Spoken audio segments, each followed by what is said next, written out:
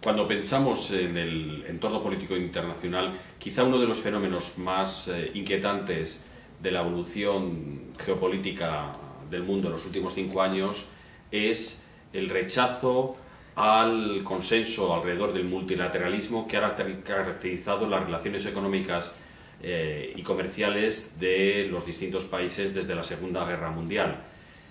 El hecho de que sea el país líder en la puesta en marcha de ese consenso multilateral, Estados Unidos, el que en estos momentos esté liderando el rechazo a ese modelo y la vuelta a un modelo bilateral, pues resulta todavía más preocupante. En concreto, este rechazo al multilateralismo y vuelta al bilateralismo se ve muy bien en la negociación entre Estados Unidos y China con el objeto de resolver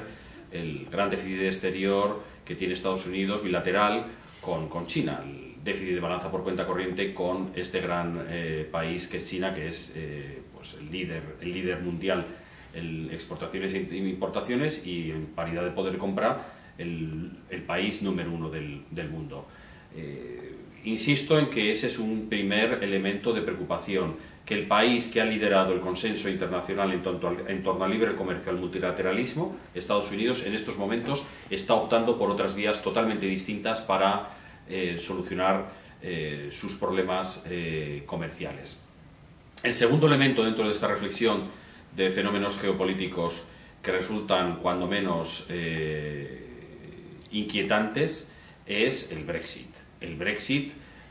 al final, es el país que ha liderado en los últimos 200 años el comercio internacional, la globalización comercial y la globalización financiera. Se está planteando una vuelta a sus fronteras interiores, se está planteando un retroceso en su integración, en particular con la Unión Europea.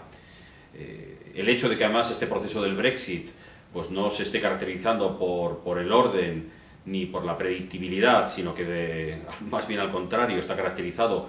por una gran confusión, no hace sino añadir preocupación al fenómeno. El hecho de que lo que llamamos un hard Brexit, un cliff Brexit, un Brexit sin acuerdo con la Unión Europea sea una posibilidad pues casi creciente a cada día que pasa, añade gravedad al problema. Pero incluso si hubiera habido un acuerdo con la Unión Europea, si todo el proceso de Brexit se hubiera realizado con la mayor suavidad que hubiera sido posible, incluso en esa situación hubiera sido tremendamente preocupante que la Unión Europea perdiera a un país como el Reino Unido, que ha sido el gran protagonista de la liberalización internacional en los últimos 200 años. Cuando pensamos en la situación económica internacional, lo que tenemos que tener en cuenta es que en estos momentos estamos en un ciclo expansivo internacional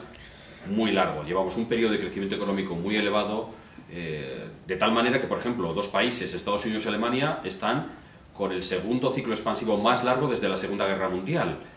Por tanto, es en cierta manera natural que ese ciclo económico expansivo pues, se modere. Hablar de recesión es innecesario, pero sí probablemente es necesario hablar de una ralentización del crecimiento en estos dos países, en Estados Unidos y en Alemania, porque los ciclos expansivos que están teniendo son mucho más largos de los que han sido en el pasado. Dentro de esa situación normal, es verdad que ese ciclo de negocio más moderado, de crecimientos más moderados que vamos a tener en los próximos años, se mezcla pues con debilidades que todavía arrastramos de la crisis, de las cicatrices que la crisis del 2008-2012 ha dejado en muchos países, en particular, pues por ejemplo, el exceso de apalancamiento todavía menos en el sector privado, en el caso español, más en el sector público, pero hay otros países que se caracterizan por todo lo contrario, que es sectores privados todavía muy apalancados, muy endeudados, y eso le añade un elemento de fragilidad que hace difícil valorar cuál va a ser la combinación de esa desaceleración natural del contexto económico internacional con esas debilidades estructurales que todavía arrastramos desde la crisis del 2008-2012. Cuando pensamos en España, lo que vemos es que efectivamente España ha tenido un proceso de recuperación económica muy importante después de una crisis que fue muy profunda. Cuando comparamos el crecimiento de España con el crecimiento de otros países europeos, estamos muy por delante de la mayoría de los países europeos y, desde luego, si nos limitamos a los grandes países, España es el país que todavía presenta tasas de crecimiento más altas. Es de esperar que esa tasa de crecimiento mayor se mantenga en los próximos trimestres, incluso si hay una cierta desaceleración en Europa y que se transmite a España. España tampoco va a estar aislada de lo que es el contexto internacional y en particular del contexto europeo. Pero es verdad que mientras mantengamos ese diferencial de crecimiento positivo estaremos en una mejor situación. ¿Qué es muy relevante para analizar la economía española? En primer lugar, nuestro endeudamiento exterior es muy importante, es todavía del 80% del PIB. Nosotros tenemos que tener gran credibilidad de cara a los mercados, porque los mercados nos van a tener que seguir financiando ese endeudamiento exterior durante los próximos años. Por tanto, necesitamos políticas económicas creíbles, predecibles y que respeten los objetivos de consolidación fiscal y que permitan que la economía española siga creciendo más que las economías europeas. En particular, como decía, en España ese endeudamiento ha pasado de ser del sector privado a ser del sector público. El sector privado se ha desapalancado, tiene menos deuda, familias y empresas, pero el sector público tiene una deuda cercana al 100% del PIB. Por tanto, es muy importante que esa credibilidad se mantenga, pues poniendo esta deuda pública en una senda decreciente y permitiendo que los mercados observen que la política económica es creíble, es seria y es responsable. Yo creo que ese es el gran reto, el gran desafío que tiene la economía española en los próximos años, mantener ese bonus de credibilidad que hemos ganado desde la crisis del 2012. Muchas veces he explicado que unos tipos de interés negativos pues son un contradios. Con eso lo que quiero decir es un tipo de interés negativo supone penalizar al ahorrador. El ahorrador es alguien que renuncia a consumir hoy por consumir mañana. Como el mañana es incierto, en cierta manera es contradictorio que al que renuncia a algo hoy le penalicemos. Eso es lo que hacen los tipos de interés negativos.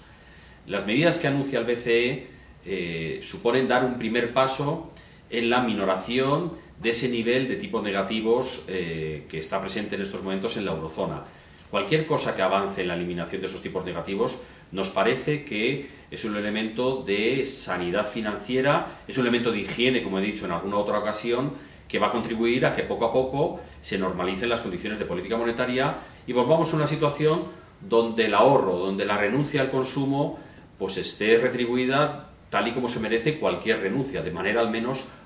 positiva. Por tanto, desde ese punto de vista, yo creo que es una buena medida, aunque es verdad que falta por concretar exactamente de qué es lo que estamos hablando, pero cualquier cosa que sea acabar con esos tipos negativos que tenemos presentes en la eurozona en el corto plazo, yo creo que será algo positivo.